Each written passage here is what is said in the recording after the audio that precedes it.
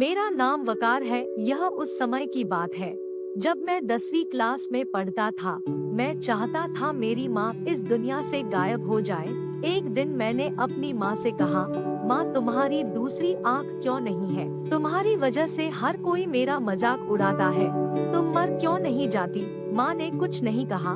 मेरी माँ की सिर्फ एक ही आँख थी और इसीलिए मैं उनसे बेहद नफरत करता था। वह फुटपाथ पर एक छोटी सी दुकान चलाती थी। उनके साथ होने पर मुझे शर्मिंदगी महसूस होती थी। एक बार वह मेरे स्कूल आई और मैं फिर से बहुत शर्मिंदा हुआ। मैं बस यही सोच रहा था वह मेरे साथ ऐसा कैसे कर सकती है। मेरे स्कूल के दोस्तों ने मेरा खूब मजाक उड़ाया। मैंने उसी वक्त फैसला कर लिया कि मैं अब बड़े शहर जाकर हॉस्टल में रहूंगा और आगे की पढ़ाई वहीं पूरी करूंगा, ताकि मुझे अपनी एक आँख वाली माँ से छुटकारा मिल जाए और बड़ा होकर एक सफल आदमी बनूंगा, ताकि इस गरीबी से भी छुटकारा मिले। कुछ दिन बाद मैं माँ को छोड़कर बड़े शहर के हॉस्टल चला गया। वहाँ मैंने खूब मेहनत से पढ़ाई की, यूनिवर्सिटी की डिग्री ली, अपना घर खरीदा, शादी की, बच्चे हुए और मैं एक सफल इंसान बन गया। मुझे अपना नया जीवन इसलिए भी पसंद था क्योंकि यहाँ माँ से जुड़ी कोई भी याद नहीं थी। मेरी खुशियाँ दिन ब दिन बढ़ती जा रही थी। एक दिन मेरे कुछ दोस्त मेरे घर पर आए हुए थे।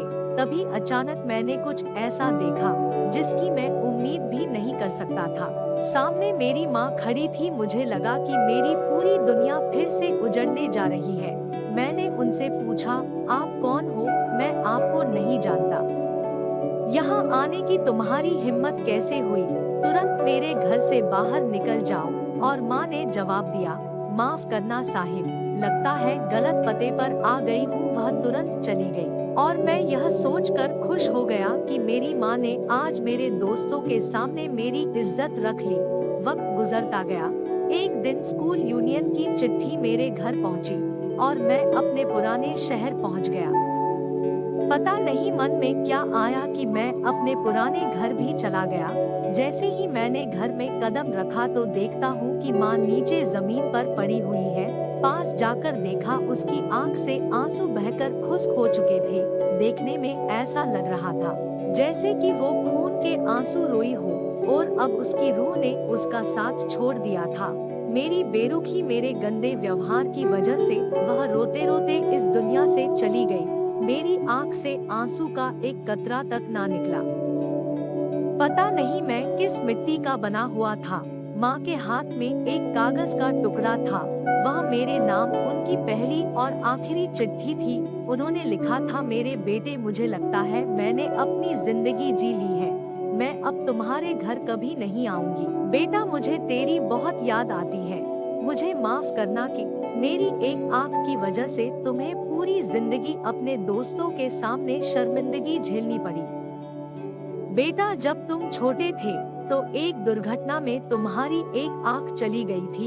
एक माँ के रूप में मैं यह नहीं देख सकती थी कि तुम एक आंख के साथ बड़े हो, इसलिए मैंने अपनी एक आंख तुम्हें दे दी थी। माँ हूँ ना, इसीलिए एहसान जताना नहीं आता। मुझे इस बात का गर्व था कि मेरा बेटा मेरी उस आँख की मदद से पूरी दुनिया देख पा रहा है।